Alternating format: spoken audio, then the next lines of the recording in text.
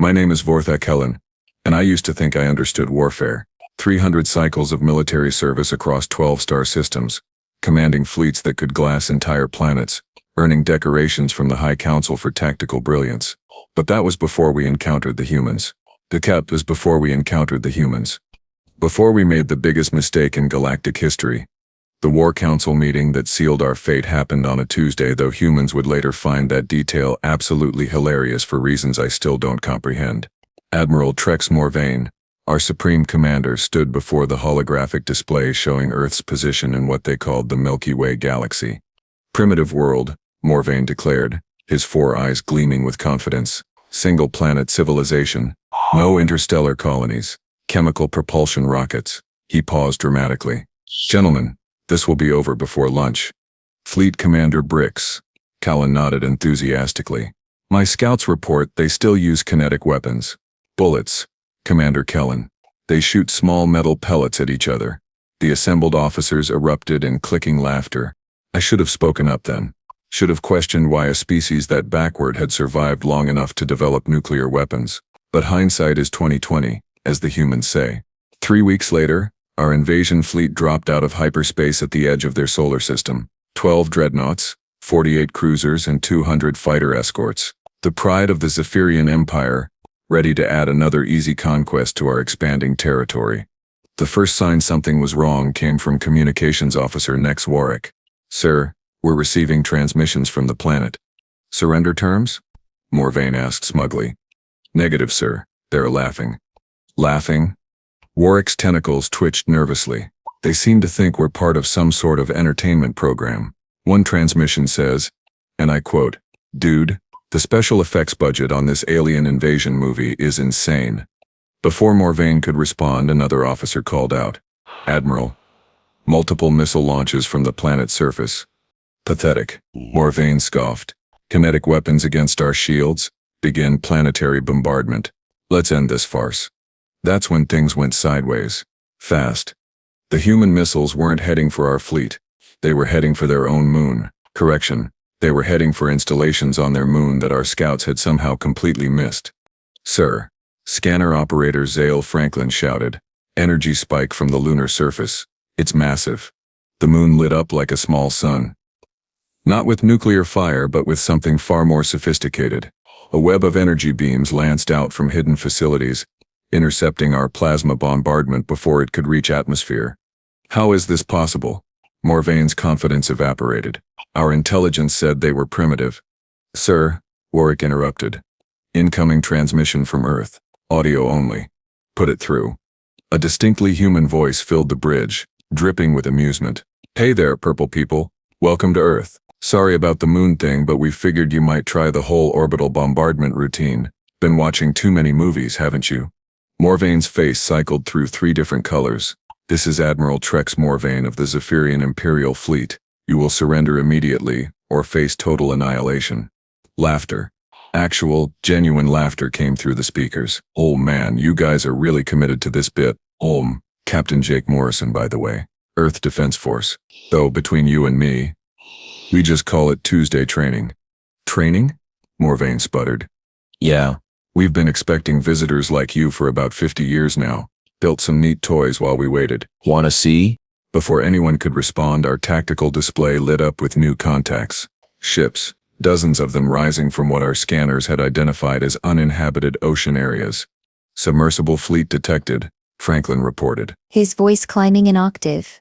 Count is, sir, I'm reading 78 vessels and climbing. Impossible, Morvain whispered. Our deep scans showed no underwater installations. Captain Morrison's voice returned, still cheerfully conversational. Stealth tech, buddy. We've gotten pretty good at hiding things. Had to, really. Kept expecting company. The human ships were long, not wrong in design. They actually looked quite elegant, wrong because they shouldn't exist. Our intelligence indicated Earth's most advanced spacecraft were barely capable of reaching their own moon. These vessels were clearly built for interstellar combat. Sir, Tactical Officer Ren Dakota called out. The human ships are moving into formation. Standard battle deployment. Morrison's voice crackled through again. So here's the thing, folks. We know this is probably just your scouting force. The real question is, Are you here to test our defenses, or did you actually think 70 ships would be enough? 70? Our fleet contained over 200 vessels. Sir, Franklin's voice cracked, reading massive energy signatures from the asteroid belt, multiple contacts moving toward our position. The tactical display updated and collective gasps echoed across the bridge. The humans hadn't just hidden ships underwater. They'd hollowed out asteroids and built mobile battle stations, dozens of them. How? Morvain demanded. Orbital manufacturing, Morrison replied helpfully. Started about 30 years ago. Turns out having unlimited raw materials and no gravity makes building big things pretty easy.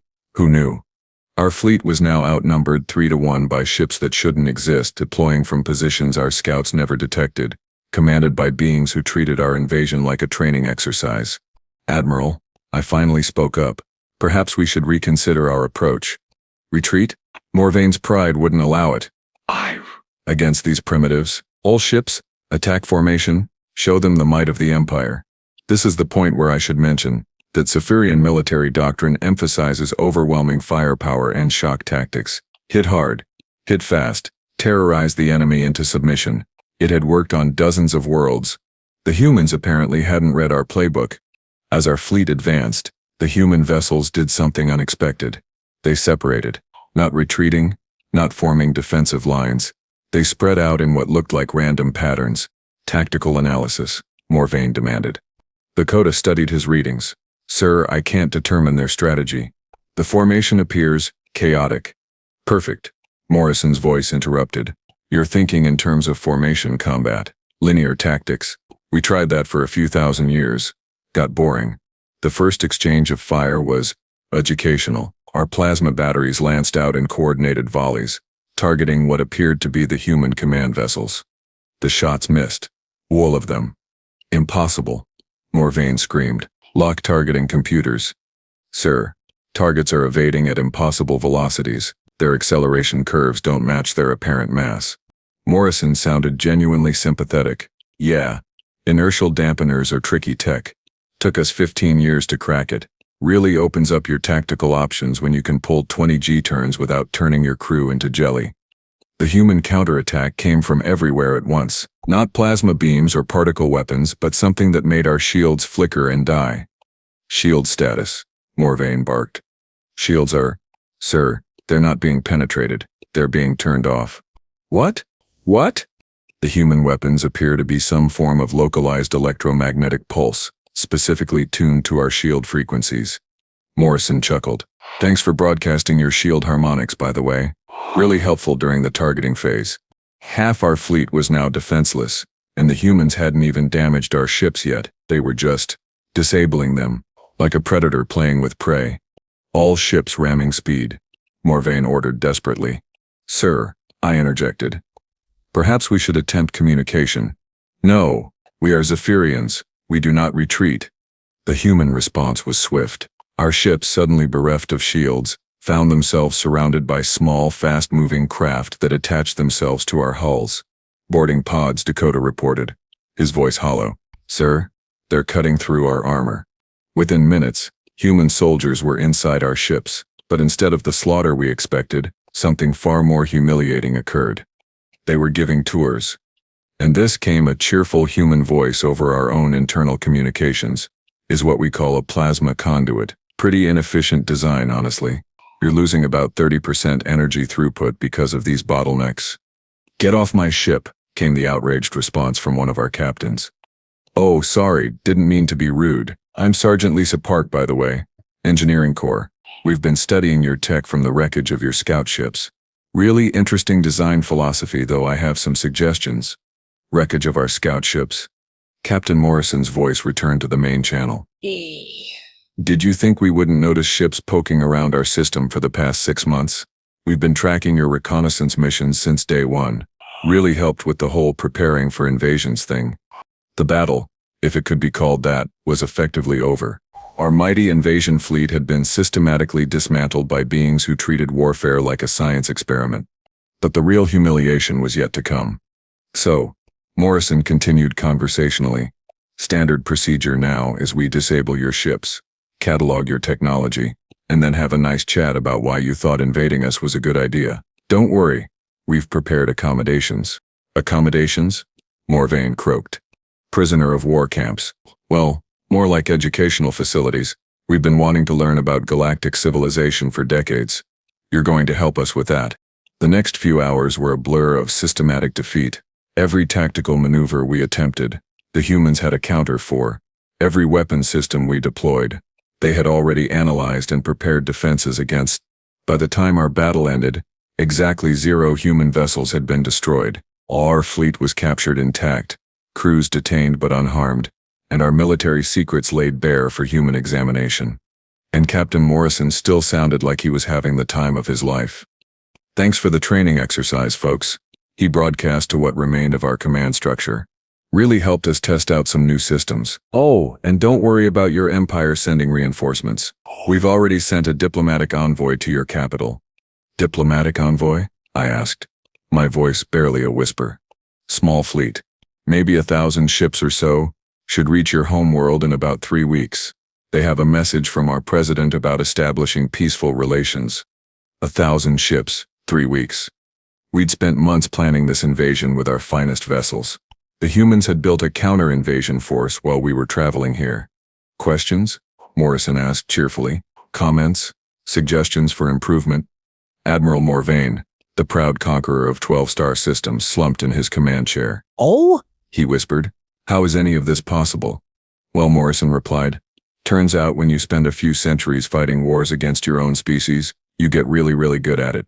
Space warfare is actually pretty relaxing compared to what we're used to. And that's when I realized the truth that would later reshape galactic politics forever. We hadn't invaded a primitive world. We'd invaded the graduate school of warfare itself. 3 weeks? That's how long it took for everything I thought I knew about galactic civilization to crumble into dust. I spent those weeks in what the humans called a cultural exchange facility, which was basically a very comfortable prison with excellent food and educational seminars. My fellow officers and I were housed in what had once been a luxury resort in the human territory called Switzerland. Beautiful mountains, clean air, and daily lectures on human history delivered by professors who seemed genuinely excited to have alien students. The lectures were disturbing. Professor Emma Blackstone, a cheerful woman with graying hair and the demeanor of everyone's favorite grandmother, stood before our group of captured Zephyrian officers with a holographic display showing human military conflicts. So, she began brightly, who can tell me how many major wars humanity fought in the 20th century alone? Flight Commander Kellan raised a tentacle hesitantly. 2? Oh, bless your heart, no. Blackstone laughed. We had 2 world wars, yes, but also the Korean conflict, Vietnam, the Cold War proxy conflicts, the Iran-Iraq War, both Gulf Wars, and approximately 47 smaller regional conflicts. That's just the big ones. Admiral Morvain looked pale.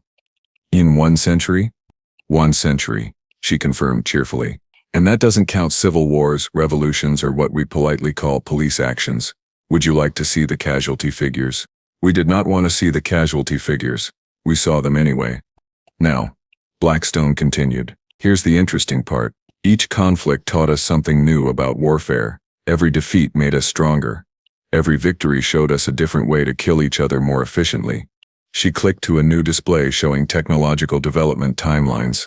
Notice how our most significant military advances coincided with our most devastating conflicts. Hull radar. During World War II. Jet engines. Nuclear weapons. Satellite technology during the Cold War. Computer networks. GPS. You developed interstellar combat technology during your own wars? I asked, horrified. Oh heavens, no. She laughed. We developed the foundational principles.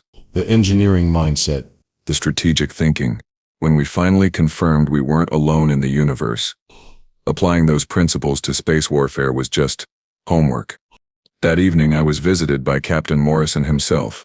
He'd swapped his combat gear for casual clothes and carried 2 cups of something he called coffee. Mind if I sit? He asked, settling down before I could answer. How are you finding the accommodations? You're treating prisoners of war better than most species treat guests, I admitted. Yeah, well that's kind of the point. He took a sip of his drink. See, Commander Kellan, we've been monitoring galactic communications for about 60 years now. We know how most species handle conquest, Subjugation, resource extraction, Cultural elimination, standard Imperial playbook. I nodded grimly. It was, after all, exactly what we'd planned for Earth. Here's the thing, though, Morrison continued. We've been playing the Empire game for thousands of years. Built them, watched them fall, built new ones. Rome, Mongolia, Britain, America, China, same cycle, different planets. And we figured out that empires are actually pretty inefficient. Too much overhead, too much resistance, too much energy spent keeping people down instead of building up. He grinned. So we tried something different. Before I could ask what he meant, alarms began blaring outside. Not emergency alarms. Celebration alarms. The humans were cheering about something. Ah, Morrison said, checking a device on his wrist. Right on schedule. Come on, Commander. Want to see how we handle diplomacy? He led me to an observation deck where dozens of my fellow prisoners were already gathered, staring up at the night sky.